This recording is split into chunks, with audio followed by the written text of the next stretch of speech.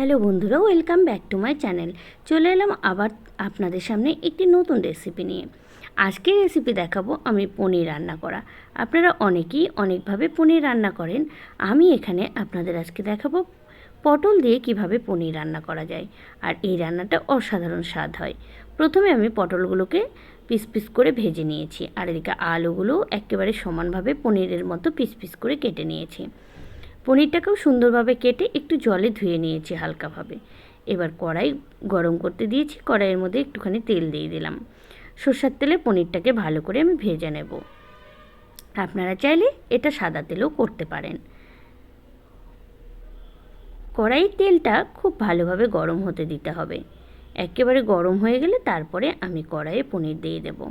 তার আগে একটা কাজ আছে, চলুন আপনাদের সঙ্গে সেটাও শেয়ার করি। কড়াইয়ের এই যে দেখুন, জল যদি থাকে হালকা তাহলে তেলটা কতটা ছিটকে ছিটকে আসে। এই তেলটা যাতে ছিটকে গায়ে না পড়ে তার জন্য একটা টোটকা বলে দিই আপনাদের। কড়াইয়ে গরম হওয়ার আগেই হলুদ আর নুন দিয়ে দেবেন, তাহলে এই যে তেল ছিটকেনি ভাবটা এইটা আর আসবে না। এবারে পনিরগুলো ভালো করে ভেজে নেব। পনির ভাজার সময় আর এক ফোঁটাও নুন হলুদ কিছুই দেব না, যেহেতু আগে দিয়ে দিলাম সেই কারণে। এবার চলুন পনিরটাকে খুব ভালোভাবে ভেজে নিই। পনির ভাজার সময় খেয়াল রাখতে হবে একটু হালকা আঁচে ভাজাটাই ঠিক, নাহলে পনিরগুলো পুরো পুড়ে যাবে। দেখুন পনিরগুলো লালচে ভাব চলে এসছে। এবার চলুন এগুলো তুলে নেওয়া যাক। ফোড়নের জন্য নিয়েছি সাদা জিরে, তেজপাতা আর একটা মতো শুকনো লঙ্কা, তাও আবার ফাটিয়ে নিয়েছি। আর দেখুন পনিরগুলো কতটা ভাজা সুন্দর হয়েছে। এবারে চলুন ফোড়ন দেওয়া যাক। তেজপাতা দিয়ে দিচ্ছি আর শুকনো লঙ্কাটা দিয়ে দিলাম।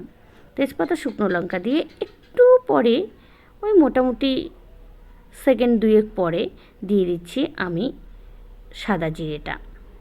মানে একটুখানি লালচে ভাব হওয়া পর্যন্ত অপেক্ষা করলাম তেজপাতা আর শুকনো লঙ্কাটা। এবারে দিয়ে দিলাম ধুয়ে রাখা পিচ পিচ করে সুন্দর করে আলুগুলো। এই আলুগুলো ভেজে নিতে হবে আমাকে খুব ভালোভাবে, তার জন্য একটা ঢাকনা ব্যবহার করতে হবে।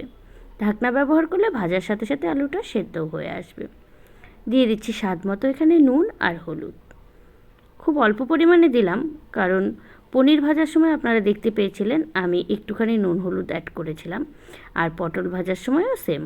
তাই এখানে খেয়াল রাখতে হবে নুন হলুদটা অল্প দিতে হবে, যাতে করে নুনে পোড়া সবজিটা না হয়ে যায়। এবারে ঢাকনা ব্যবহার করে বারবার আলুটাকে খুব ভালোভাবে ভেজে নিতে হবে। আলু লালচে মতো হয়ে গেলে ভাজা কমপ্লিট হয়ে যাবে। দেখুন আমার আলু মোটামুটি আর ভাজা কমপ্লিট, তবু আমি সেদ্ধের জন্য বারবার করে ঢাকনাটা ইউজ করছি। খুব ভালোভাবে ফ্রাই করে নেব আলুটা। এবারে আলুর কালার দেখে বুঝতেই পারছেন যে আলু মোটামুটি সেদ্ধ হয়ে এসছে। আর দেখে নিচ্ছি, ভাজা হয়ে এসছে, আর দেখে নিলাম আলুটা সেদ্ধ হয়ে এসছে নাকি। দেখলাম ওই মোটামুটি 50% সেদ্ধ হয়েছে। আরও 50% সেদ্ধ করার জন্য দিয়ে দিচ্ছি এখানে হালকা মতো জল, দিয়ে আবারও ঢাকনাটা ব্যবহার করছি। কিছুক্ষণ ভাজা ঢাকনা তুলে নিলাম। এবার দেখে নেই আলুটা সেদ্ধ হয়ে গেল কিনা। জলটা মোটামুটি শুকিয়ে গেছে। দেখুন আলুটা কি সুন্দর খুন্তি দিয়ে কেটে গেল, তাই আলু সেদ্ধ হয়ে গেছে বুঝতেই পারলাম। এবার এখানে মশলা অ্যাড করলাম। মশলার মধ্যে আমি দিয়েছি শুকনো লঙ্কা, আদা, জিরে বাটা। এর মধ্যে আপনারা চাইলে কাঁচা লঙ্কা বাটাও দিতে পারেন। শুকনো লঙ্কা বাটা দিলে সবজিটার স্বাদ যেমন ভালো হয়, দেখতেও খুব কালো লালচে কালার চলে আসে। যেহেতু আমি কোনো গুঁড়ো মশলা অ্যাড করব না, তাই বাটা মশলাটাই সম্পূর্ণ একটু বেশি পরিমাণে দিয়েছি।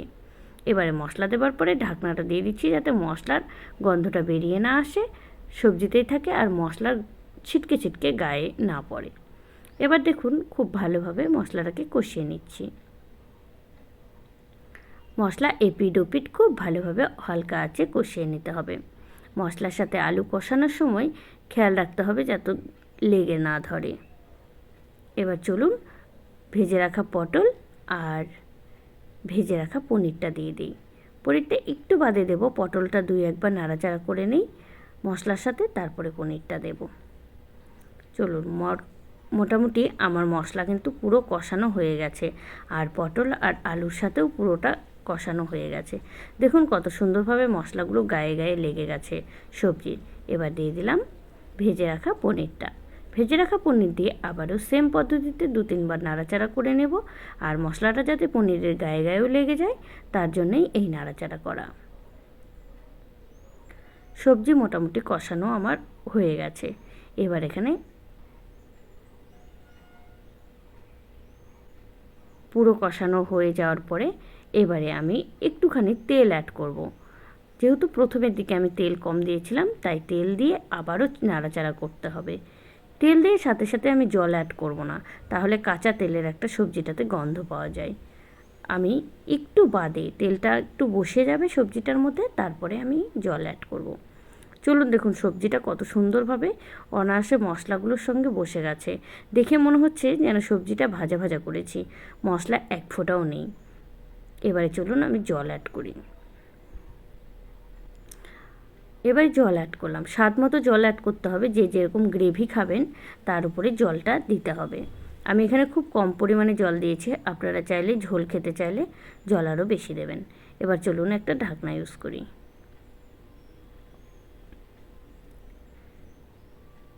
6-7 মিনিট ফোটার পরে আমি ঢাকনাটা তুলে নিলাম, নিয়ে দেখে নিলাম জলটা শুকিয়েছে কিনা। দেখতে পেলাম জলটা মোটামুটি আরও শুকোতে হবে। আবারও ঢাকনা ইউজ করলাম। আবারও মোটামুটি 1 মিনিট থেকে 1.5 মিনিট পর ঢাকনাটা খুলে দিলাম, দিয়ে দেখছি জল এবার মোটামুটি শুকিয়ে যাওয়ার মধ্যে। আর যেটুকু আছে সেটুকু সবজি নামানোর আগে শুকিয়ে যাবে।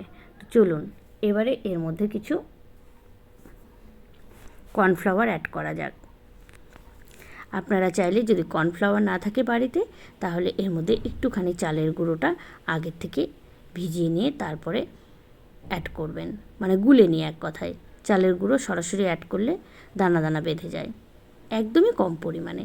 এবার নামানোর সময় স্বাদ মতো একটু ঘি দিতে হবে, ওই হালকা পরিমাণে। চলুন নামিয়ে নেওয়া যাক। আপনারা দেখে বুঝতেই পারছেন কত সুন্দর রেসিপিটা কত তাড়াতাড়ি হয়ে গেল। আর দেখুন এর কালার দেখে মনেই হচ্ছে যেটা অসাধারণ স্বাদ হয়েছে। তো আজকে আমার পটল পনির রেডি হয়ে গেল। চলুন তাহলে বাড়িতেও আপনারা ট্রাই করুন। আজকের মতো এ পর্যন্তই।